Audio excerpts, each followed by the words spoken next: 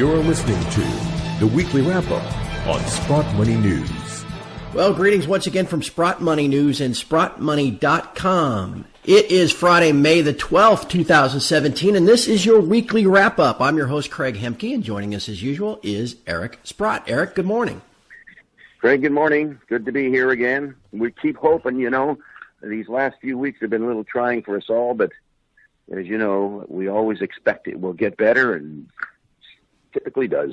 Typically does. And just a reminder to everyone out there, this weekly wrap-up is brought to you by Sprott Money, an accredited Royal Canadian Mint bullion DNA dealer. Please visit SprottMoney.com to learn more. Eric, you hit it right on the head. It has been a very difficult couple of weeks. Silver declined. I don't think I've ever seen anything like it. 16 days in a row, almost straight down at a 45-degree angle on the chart, but it seems like maybe things are getting a little bit better. What do you make of things right here? Well, I read an article that there's some options that expire on May 15th, which I guess is this coming Monday, and that the strike prices they'd like to not have exercises around 16.20.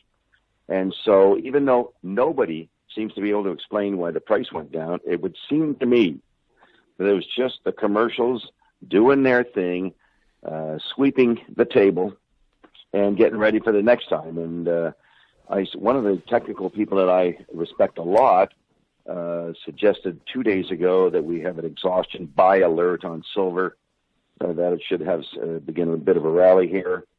And of course, with all the things that you and I discuss that are going on in these physical markets, we have lots of reason to believe that things should get a lot better for us here, and we'll talk about that in due course.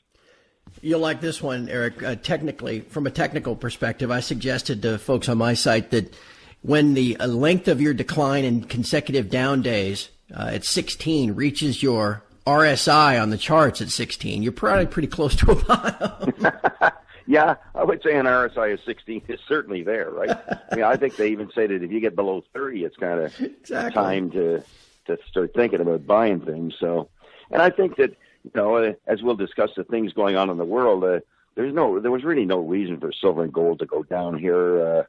You and I will talk about the economy here, and here we have what do we have? Retail sales up 0.4%. They were hoping for 0.6. Inflation is still there at roughly 2%, but there's so many signs that there's no recovery going on.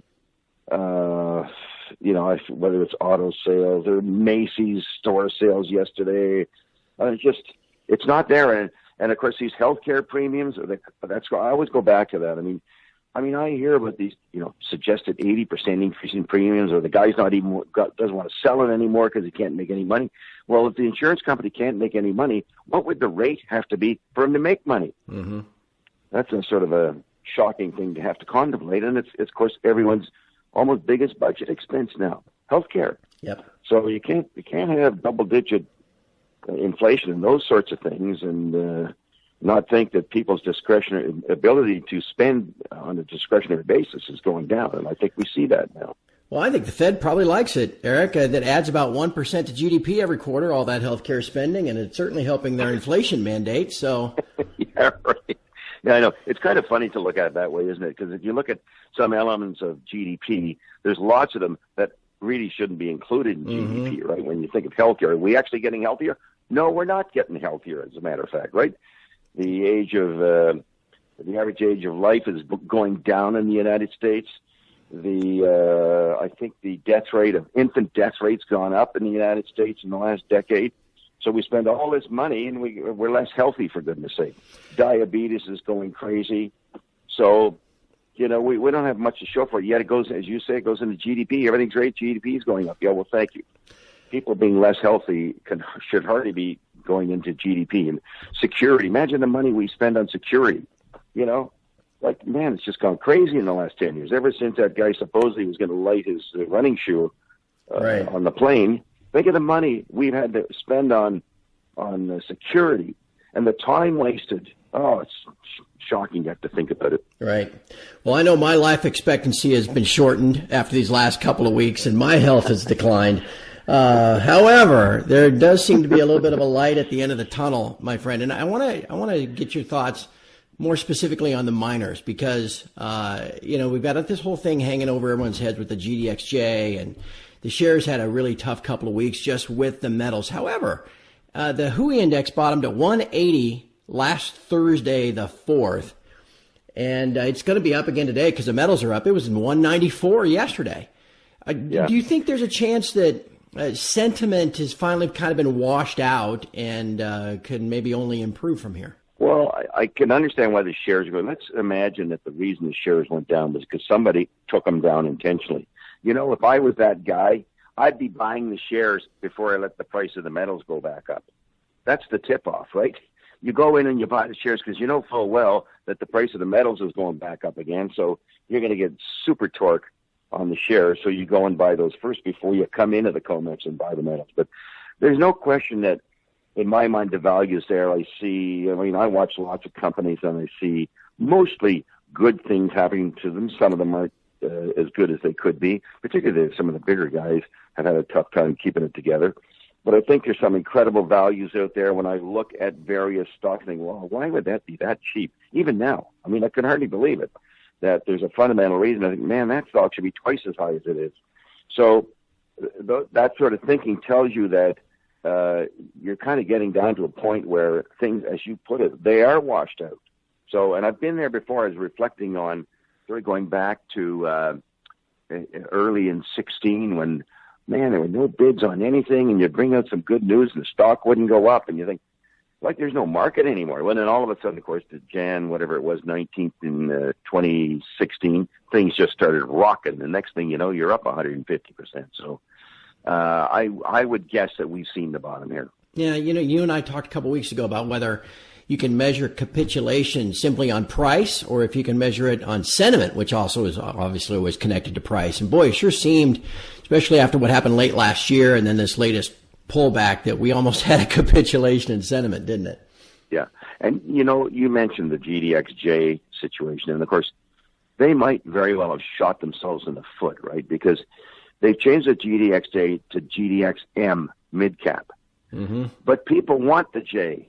They don't want M. They want J. And so people have, not only is there going to be a re-rating of the stocks that are in it, but people are selling the GDXJ. They're net selling. So now you got a double dip, right? Yeah. Not only are they going to change the makeup, but on balance, they have to be selling positions. So it has gone further than we all might have imagined, and maybe there's even still some pressure left. We'll see. But we have to find other things to replace the GDXJ, which I know some people are buying the Sprott Small Miners Index, and there'll be other things to buy. But when you go from J to M, you lose your audience, unfortunately. So we'll have to see what happens there.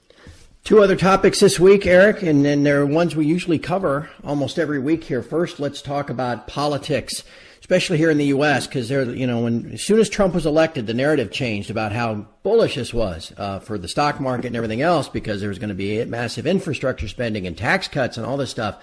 Boy, it sure seems like all that stuff. we've come to a full stop down here south of the border, Eric, with everything else going on. Do you see it that way? Well, you mentioned the word narrative, and I love the phrase narrative follows performance, okay?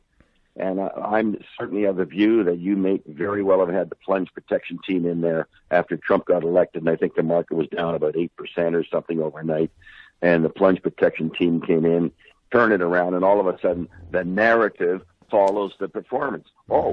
Trump's good for the stock market. He's good for the economy. And now, to your point, we're seeing such volatility of opinions within the White House. We like it one day, we don't like it the next day, and we're back and forth. And, oh, man, it just seems chaotic to me. I wouldn't want to have to try to figure it out, to be honest with you, okay? That is, I don't know. I don't know whether we're draining the swamp. I don't know whether, we're working with Wall Street, we're working against Wall Street. I have no idea anymore, because we seem to get different messages all the time, and the things that he stood for, whether it's the wall or the trade stuff. It all seems to have been pushed back under the carpet here, and nothing's happening yet. Yeah. So, yeah, it's a mess. It all leads to uncertainty, which makes you think, well, that might definitely trickle down even more into the economy, slow things down even further, and this whole rate hike scheme, everything else might be thrown up in the air. Yeah.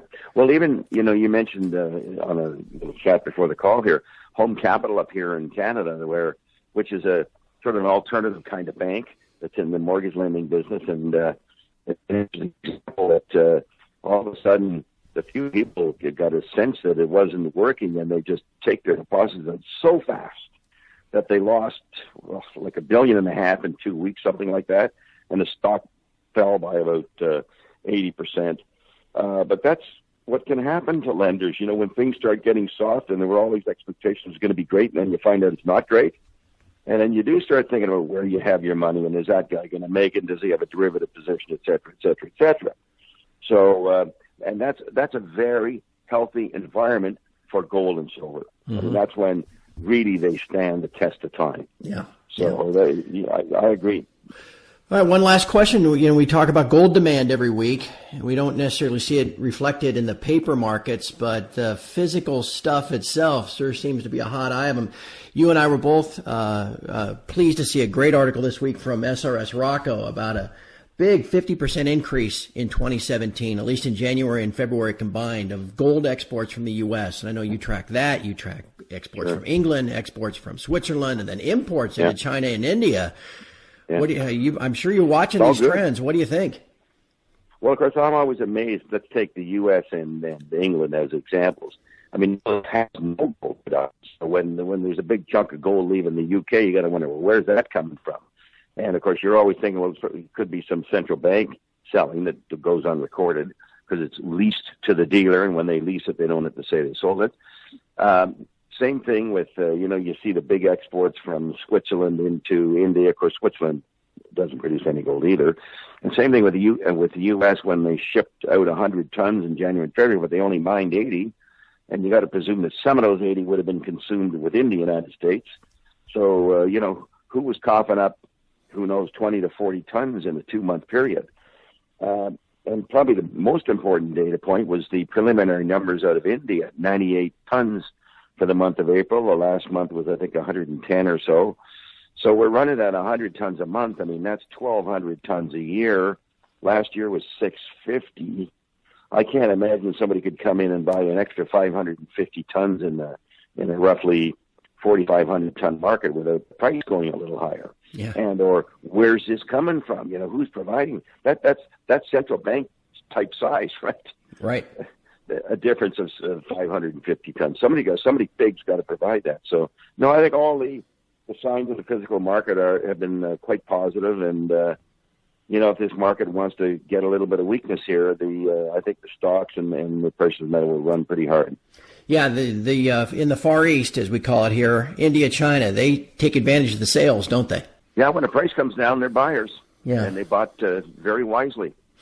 Yes. And Eric, I was just thinking I should correct you on one thing. In Great Britain, they do have gold. They got that little Irish guy in the green suit. He's got that pot down there at the end of the rainbow. I forgot about that guy. Yeah, exactly. That's where it came from. Exactly. They can hit that anytime they want. So. They're right, yeah. It's emptying, though, as well, and it sure presents an interesting situation. It does.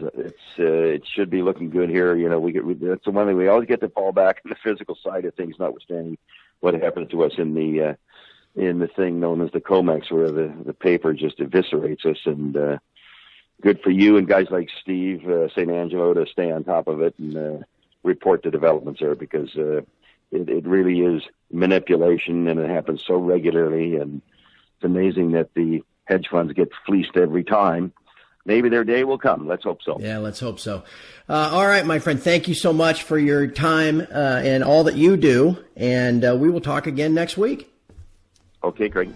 All my regards. All the best. And from all of us here at Sprott Money News and SprottMoney.com, thanks for listening, and have a